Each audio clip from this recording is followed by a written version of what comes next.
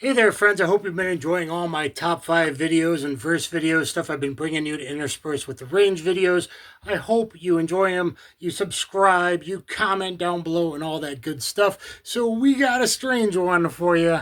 Not that I'm not a little bit strange, but we're going to go with the top 5 obscure hipster guns. So this one's for you, Hipster Tactical. And if you wonder why I got that one going on in the background, maybe it has to do a little something with third gen Smith & Wessons, as you see there. Of course, I really did love Reservoir Dogs and all that. So let's get onto it. So as I was saying, guys, I loved Reservoir Dogs, and I especially love True Romance. I don't know about him nowadays. I did meet him and shake his hand once the opening night of Hot Fuzz. I happened to go to the Dome in L.A., and there Edgar was, and the other actor, director, and Quentin. Now, I'm not sure the people he hangs out with and what list they might be on. But anyway, let's get on into the top 5 weird hipster guns. Give a thumbs up for Shot, who literally just scratched to come in. He knows what's going on now, and he wants to be in the intros of the videos. Like, seriously, it's him, not me. So, let's start in order of sequence, guys. So, first up is the Colt Detective Special. This one, we know this is, what, third series, I think, from 1973, because it has the shrouded ejector. So the Colt Detective Special was the first snub, and if you want to learn more about this one, you can look at my top 5 classic carry guns. No, maybe it's not in that one. Maybe the top 5 carry revolvers, top 5 CCW carry revolvers. We are safe there. We had a nice double action trigger pull, and it stacks a little at the end. But 6 shot instead of 5, and yet only a tiny bit bigger cylinder width. And boy, this is some bling classic. Let me say this. I've been making these videos. Not all firearms on my channel are mine, okay? Because I borrowed some for the videos, so don't come after me, brown shirts and blue UN helmets, because, well, anyway. Next up, speaking of third gen Smith & Wessons, this is a pretty rare note. You be quiet, boy. This is a Smith & Wesson 3953, meaning it is DAO, double action only. Everything is clear, so it's double action only. I got this one, but it doesn't have restrike capability, which is strange if you didn't know. I didn't know. But very small, very thin, so I don't know, the first macro, I mean, before CCW was a thing, but maybe you were a female detective back in the day, and there were certain agencies that wanted double action only, like the Canadian Mounties was allowed in, along with the DASA versions on the list for NYPD, etc. It's only 8+1 9mm, but you got the long double action only trigger pull each time as I fight with it. And so the reset, well, it's not that bad of a reset. Oh, that was the false reset. So we'll talk about that in a minute. Let the dogs out. So this is, gotten for girlfriend to be safe as can be, because you do have a mag drop safety, so can't fire with the mag out. Double action only, long, heavy, revolver-like double action trigger. So this was available 1990 to 1999, when a lot of departments still haven't transferred yet autos from revolvers, and they're like, oh, give us double action only. So that was a little craze in the 90s. That has died out. Some of them should have died out. Some of them shouldn't have died out. But aluminum frame, lightweight, I think it's like 25 ounces. So look at the safest mom or noob gun, or safest girlfriend gun. I got an unboxing and a range video of this. But as we saw, even though I shoot revolvers, I shoot very fast, and I think that, and it's a completely dead trigger, just like you get on some snub-nose self-defense revolvers, quite a lot of them actually, which you shouldn't. In the range video, you can see one time I didn't reset it all the way, so that could be bad. Okay, so girlfriend's gun, buddy's guns. I have shot his a few times.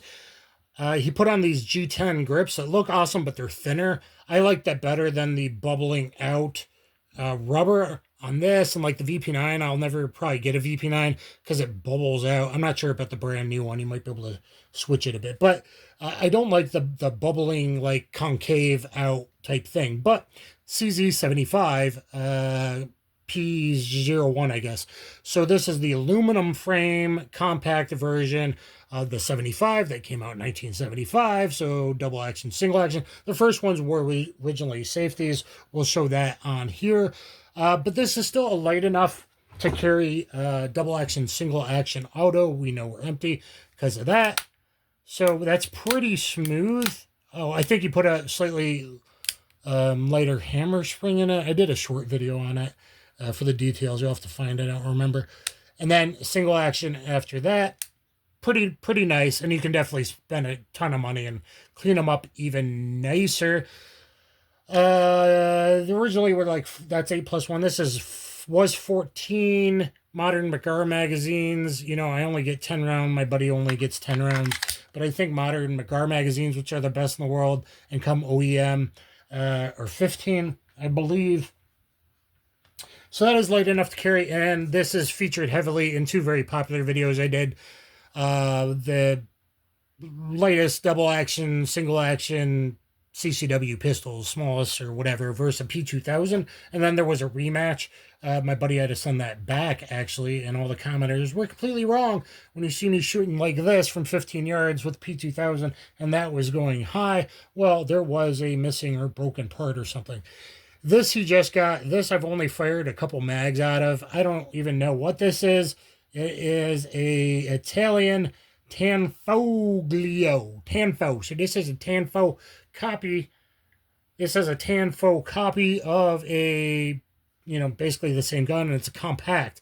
So this one, though, is double action, single action, but it's safety. So it doesn't have the decocker that the 75Bs or the PO1s or the PCRs have. So no decocker. You could carry it cocked and locked, which people liked. Like Jeff Cooper was the 19mm. He liked was the 75. But you could carry it double action, single action, safely lowering it. And again, we're empty. Safely lowering it. So you could carry it double action, single action. Heavier double action. Lighter. Pretty light single action. All steel, though. I think that this thing's like got to be like 35 ounces. I think it's 10 round magazine, maybe 13. So there you go. Now the fit and finish is actually quite a bit better on the Italian Tanfos. So the full sizes have been competitors' gun, basically competition guns for a very long time. My buddy thought it would be cool. It was on sale or something, and thought like, well, as he gets older, this can be a trainer light recoil while he carries this. But to me, it was snappy. So I don't know if the recoil spring that comes in it is like right for a compact or not. Like, it was way heavier recoil to me than a 35-ounce pistol should be. And last but not least is the Sig P220 Carry. Yeah, Carry. So this is the Soul 45 on the table. We got 38,999 and 45. Guys, for training ammo, I like my PPU. And for carry ammo, I like my Federal. This is an 8+1. We are clear and empty. So, double action, single action, but you got the decocker on the frame, which is very ergonomic, right? So, P220 is also now 50 years old, as well as like the 75s that these are the chopped versions of. So, 52 years old, 26 to, I don't know, 35 years old on that. You know, 50 years from the original design, 50 years from the original design on this. So, in the early 90s, late 80s, early 90s, FBI was issuing like some 228s mostly, some 239s to the females, etc., and some 226s. So, these got better over the years. This has the more ergonomic E2 grip. This has the short reset trigger. So here's the double action. And nice short reset trigger. Now originally this is kind of made after the Munich disaster, and it's like, boom, let's make a something instead of the 210 in 9mm, let's make a P220 in 45 and drop me some tallies. So you know that, and then a 9mm eventually in 220s as well, and then 225s, 226s, eventually 228s, etc.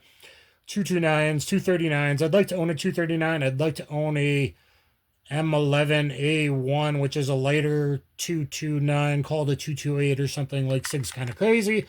But this is a very, very nice 45. I got some cool videos with this.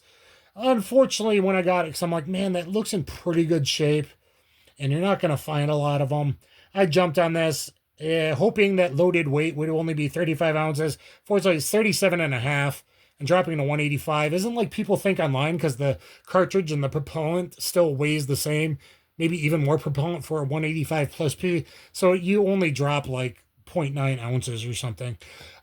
So it's actually like kind of too heavy to carry, and I think I've only carried it like twice. My limit's like 35 ounces. When there's 40s, I can carry in the wintertime when I'm worried about heavy clothing, 35 ounces. You know, that's the way it is. So, pretty darn obscure, weird, hipster. I totally didn't date that Lucky Gunner guy, Chris, and get this from him to then give to women. Totally not. But good, safe girlfriend gun, like to not ND.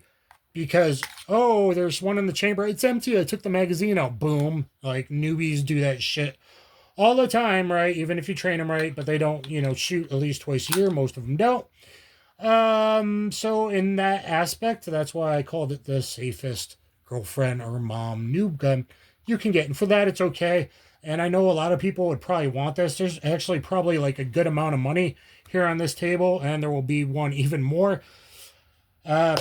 But there's some weird hipster guns. So Hipster Tactical, let me know. Hipster Tactical, go subscribe to him. What do you think of these? Which ones do you like? I know a lot of guys are still looking for this. So, you know, whatever. Maybe if I'm allowed to again one day. Because I didn't like that. I short stroked that. I did not know about that. So there we go.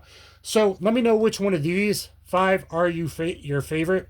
And if you carry a hipster gun, if you have a favorite hipster gun at home, let me know which one you want. And I did get a Hot Fuzz t-shirt, and I did get a Bad Boys 2 DVD. So anyway, guys, I'll catch you on the flip side. Kaboom.